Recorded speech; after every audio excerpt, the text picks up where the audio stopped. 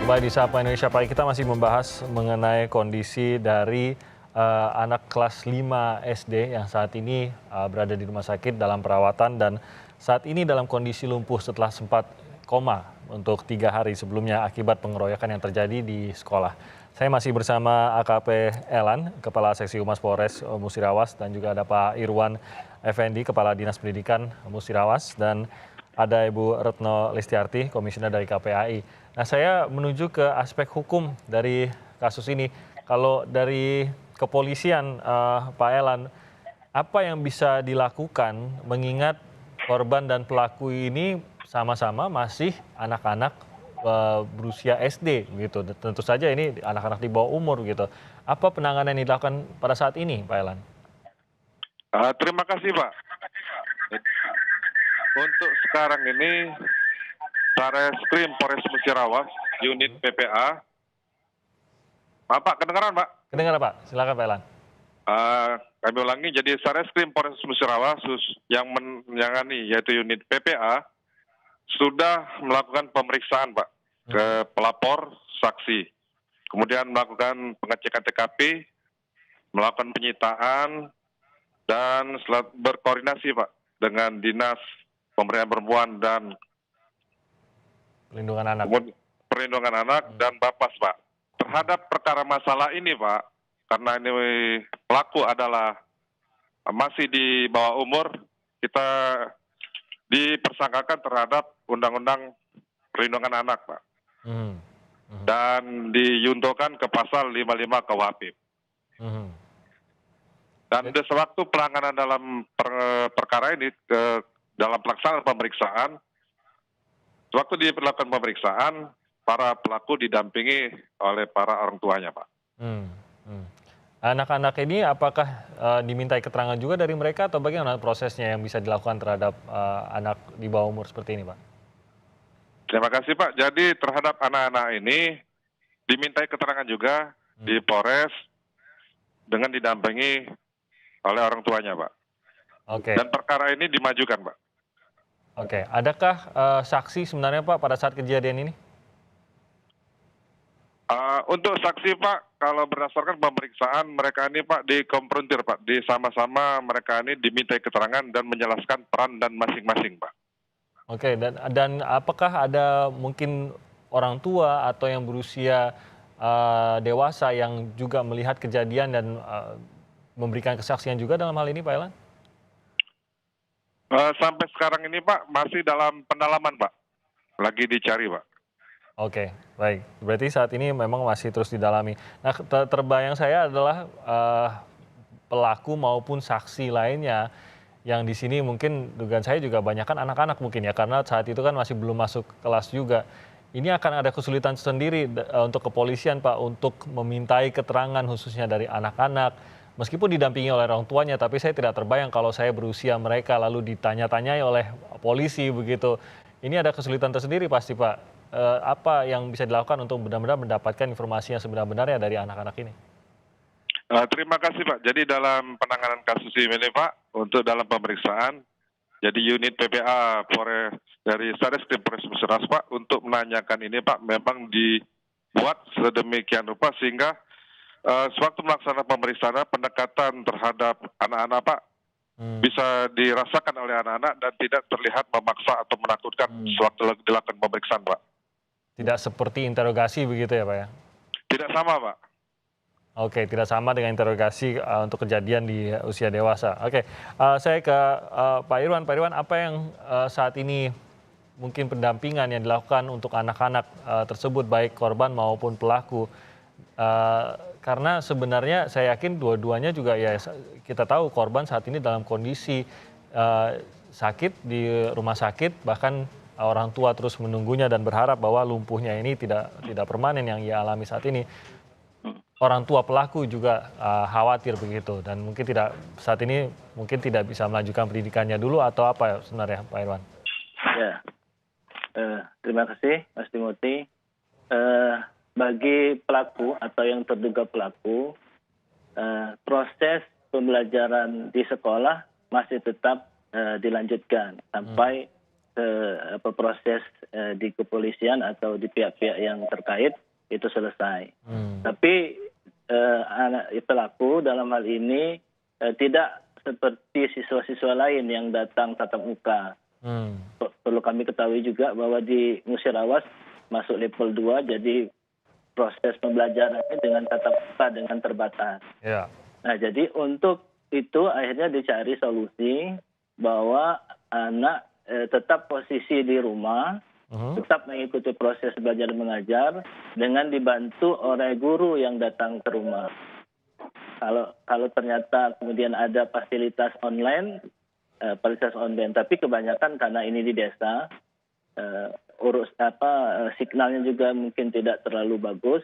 Jadi lebih banyak guru yang datang ke rumah untuk membantu siswa dalam proses belajar. Itu untuk menghindari kalau terjadi akses-akses setelahnya antar keluarga atau antar teman mereka. Begitu Mas Timothy. Oke, baik. Saya ke Bu Retno. Bu Retno, dalam kasus ini sekali lagi bahwa pelaku maupun korban adalah anak-anak. Penanganan terbaiknya bagaimana dalam saat ini? Karena dari pihak korban, keluarga, tadi bahkan kita sudah mendengar menginginkan keadilan atas nasib yang menimpa anak mereka. Tapi di sisi lain kan pelakunya anak-anak, ada perundang-undangannya sendiri juga tadi yang sudah disebutkan Pak Elan. Ya, betul. Tadi sebenarnya kalau dia pelaku, polisi harus menggunakan Undang-Undang 11 tahun 2012 tentang sistem peradilan pidana anak.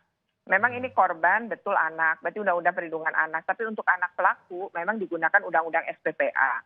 Nah, di dalam Undang-Undang SPPA itu ada ketentuan memang jika tuntutan hukumannya tidak di atas 7 tahun gitu ya, ancaman hukumannya tidak di atas 7 tahun, maka sebenarnya bisa dilakukan diversi atau penyelesaian di luar pengadilan. Tetapi itu diversi itu sangat bergantung juga pada keluarga korban. Artinya kalau keluarga korban tidak mau diversi, maka ya terus proses pengadilannya harus terus dilakukan. Jadi harus di P21 nanti dan masuk ke pengadilan.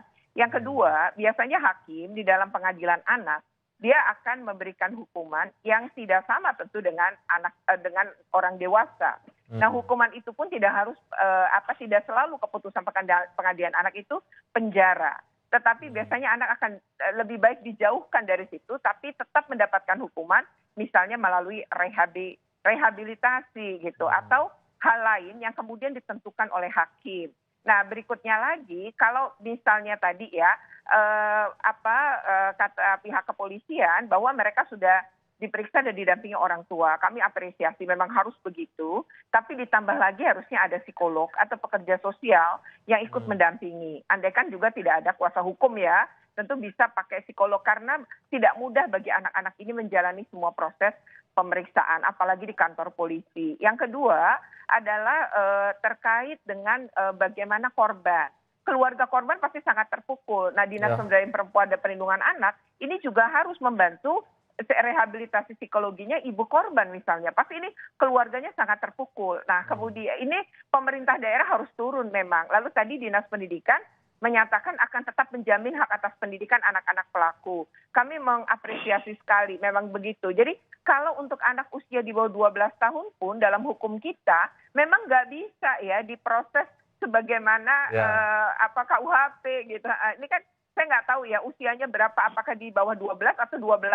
Kalau di bawah 12 sudah pasti penyelesaian tidak mungkin secara hukum. Nah, artinya ada proses diversi yang tetap melibatkan pihak kepolisian, keluarga, Dinas Pemberdayaan Perempuan dan Perlindungan Anak, kalau di sana ada KPAD, Komisi Perlindungan Anak Daerah juga bisa dilibatkan. Itu sih sebenarnya ya. Jadi memang ini berbeda karena anak-anaknya usianya masih kecil-kecil gitu ya. Artinya ada aturan di SPPA itu batasnya 12 ke atas baru bisa. Nah, ini 12 ke bawah berarti tidak bisa. Nah, ini bagaimana kemudian polisi juga harus melihat undang-undang SPPA ini ya, sistem peradilan pidana anak. Dan kami juga berharap nih KPAI bahwa anak-anak pelaku juga mendapat rehabilitasi psikologi. Pasti dia juga terpukul sebagai pelaku.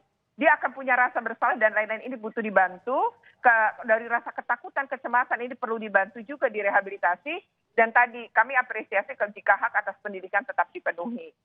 Mungkin Pak Elan mau menanggapi apakah dari usia mereka, karena polisi tampaknya yang mengetahui betul di usia berapa anak-anak ini, apakah bisa dikenakan SPPA tadi seperti kata Bu Retno?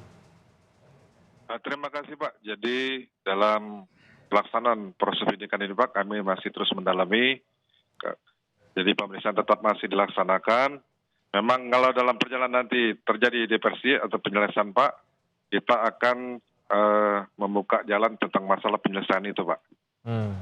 Sejauh ini apakah paling tidak saya kembali ke SPPA tadi, adakah yang di atas usia 12 Pak di sini? Sampai sekarang Pak belum ada Pak, masih di bawah usia 12 tahun Pak. Oh, jadi semuanya di bawah usia 12. Antara keluarga pelaku dan korban, apakah sudah ada pembicaraan untuk diadakan pertemuan Pak? Terima kasih Pak. Di dalam pemeriksaan Pak, keluarga korban, antara keluarga korban dan keluarga para pelaku Pak, memang terlihat pertemuan Pak, ada pembicaraan atau apa, tapi kami tidak bisa masuk Pak. Oke, jadi pertemuan tersebut tidak melibatkan polisi ya dalam pertemuan itu ya? Ya betul Pak. Oke, tapi proses kedepannya kalau tadi seperti diceritakan Bu Retno, sebenarnya penyelesaian dari kasus ini memang bergantung pada mereka kalau begitu Pak ya, kepada keluarga korban dan keluarga pelaku karena seluruhnya anak-anak berusia di bawah 12 tahun, begitu Pak? Betul Pak. Dan kami dari pihak polisi, kepolisian Pak, proses penyidikan ini tetap kami laksanakan dan menyiapkan. Kalau memang nanti ada penyelesaian, berarti perkara itu Pak bisa diselesaikan secara diversi dan kami tetap menyiapkan Pak tentang masalah perkara ini untuk diteruskan atau dihentikan Pak. Untuk waktunya tuh bagaimana Pak? Terbayangnya apakah polisi menunggu sampai kedua keluarga atau beberapa keluarga ini menyepakati bagaimana untuk menyelesaikan perkara ini, atau apakah ada waktu yang sudah diatur oleh hukum juga bahwa kalau sampai waktu tertentu maka proses hukumnya harus tetap dijalankan? Untuk sekarang ini Pak, waktu tidak ditentukan Pak karena ini menyangkut anak-anak, tapi karena anak-anak para pelaku ini merupakan anak dan tidak ditahan Pak, jadi bisa terus dilaksanakan pemeriksaan Pak. Dan kemungkinan masalah diversi masih bisa kita pertimbangkan Pak. Oke, baik, saya ke Pak Irwan. Pak Irwan, mungkin dari Dinas Pendidikan juga mengikuti perkembangan kondisi baik korban maupun para pelaku. Pak Irwan, apakah ini diikuti dan mungkin apa yang bisa disampaikan? Ya, terima kasih. Kami dari Dinas Pendidikan tentu ya tentang kejadian ini turut prihatin ya Mas Timothy. Dan kami mendengar sekali dengan apa yang disampaikan Ibu Retno tadi bahwa ini adalah pelajaran bagi kami di Dinas Pendidikan yang harus jadi momentum itu untuk evaluasi secara menyeluruh bagaimana semestinya pihak sekolah dalam hal ini guru, terus kepala sekolah dan juga penjaga sekolah atau warga sekolah pada umumnya. Ini untuk guru mungkin Mas Timothy. Kami kalau di tingkat SD itu memang namanya adalah guru kelas yang memang paling besar tanggung jawabnya karena mayoritas waktu di kelas itu adalah guru kelas. Ya. Memang ada guru bidang studi, ada guru bidang studi agama Islam atau agama, terus ada juga guru bidang studi olahraga. Tapi yang paling banyak di kelas itu adalah guru kelas. Ya. Beda dengan tingkat SMP. Kalau tingkat SMP adalah wali kelas. Salah satu guru mata pelajaran ditugasi untuk menjadi orang tua atau menjadi wali kelas. Nah, guru kelas ini tentu karena waktu berinteraksi dengan anak lebih banyak, berarti guru kelas lah yang paling terdepan untuk mempelajari bagaimana sebenarnya karakter anak, bagaimana sejarahnya, bagaimana latar belakangnya, sehingga guru kelas ini harus mengetahui peta bagaimana siswanya di kelas itu. Nah, Pak Irwan, terkait dengan hal ini bagaimana pembelajaran dari Dinas Pendidikan khususnya yang mungkin nanti akan disosialisasikan ke sekolah-sekolah agar hal seperti ini bisa terhindar dan agar hal seperti ini kalau sampai terjadi lagi bisa tertangani dengan lebih cepat, dengan lebih baik? Ya, tentu ini Mas Timothy, ini akan kami mungkin kerjasama nanti dengan Dinas Pemberdayaan Perempuan dan Perlindungan Anak seperti yang disampaikan Ibu Retno tadi tentang ada undang-undangnya atau ada aturannya tentang bagaimana menghadapi kekerasan di sekolah, baik kekerasan yang dilakukan oleh sesama siswa maupun dengan guru. Dan sehingga guru punya fokus itu kalau ada sinyal atau ada tanda-tanda akan ada kekerasan sesama anak itu bisa tertangani dengan sebaik-baiknya. Baik, Bu Retno, tadi Ya. Ibu menyoroti bagaimana tidak ada yang mengawasi pada saat sebelum pelajaran. Mungkin hal kedua yang kalau bagi saya menarik perhatian adalah bagaimana korban ini sempat masuk ke kelas dan sempat masuk ke dalam kelasnya, sempat duduk, tapi pada saat dilihat kondisinya kurang baik, hanya sempat dipijit lalu dibawa ke puskesmas. Ini makan waktu yang cukup lama. Mungkin ada perhatian khusus juga untuk penanganan untuk kondisi kedaruratan atau kondisi kesehatan di sekolah ini juga seharusnya menjadi sorotan, Bu. Apakah Bu Retno setuju dengan hal ini? Ya, saya setuju. Harusnya ada semacam SOP ya. Jadi kalau ada warga sekolah, guru pun misalnya tiba-tiba jatuh sedang mengajar, gitu ya, itu mungkin langkah pertama kalau namanya orang jatuh dan mulai terlihat tidak sadar diri ya. Misal anak ini menunduk, responnya sulit, tidak bicara lagi. Menurut saya memang mesti tindakan cepat adalah tidak ke puskesmas tapi langsung ke RSUD terdekat gitu ya, agar penanganannya bisa lebih cepat gitu. Itu yang memang harus dilakukan, tidak hanya berlaku untuk peserta didik, tapi pendidik yang mengalami hal yang sama pun ketika di lingkungan sekolah harus mendapatkan proses itu. Jadi ketika kita lihat tidak ada respon itu berarti ada sesuatu yang berbahaya.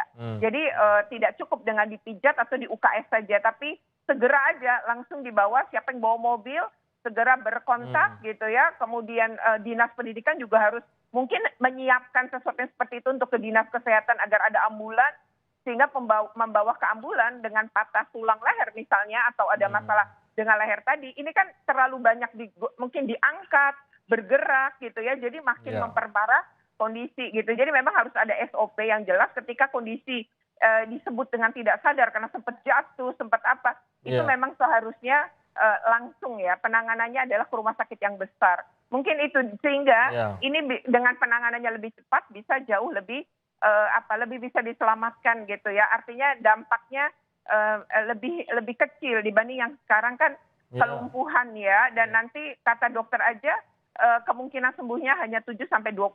Saya rasa anak ini bisa lumpuh seumur hidup. Itu kan yang kita khawatir sekali ya. Ini bagian juga dari pembelajaran yang harus kita dapatkan dari kasus yang terjadi di Musirawas ini. Dan semoga memang benar-benar kita belajar dari sini, baik sekolah maupun pihak-pihak terkait, agar jangan sampai terjadi lagi terhadap anak-anak kita. Terima kasih atas waktunya Bu Retno, Pak Irwan, dan juga Pak Elan. Terima kasih atas waktunya. Salam kami juga untuk keluarga korban maupun untuk keluarga atau anak-anak dari pelaku ini. Semoga bisa diselesaikan dengan baik. Harapannya tentu saja korban bisa kembali pulih seperti sedia kala.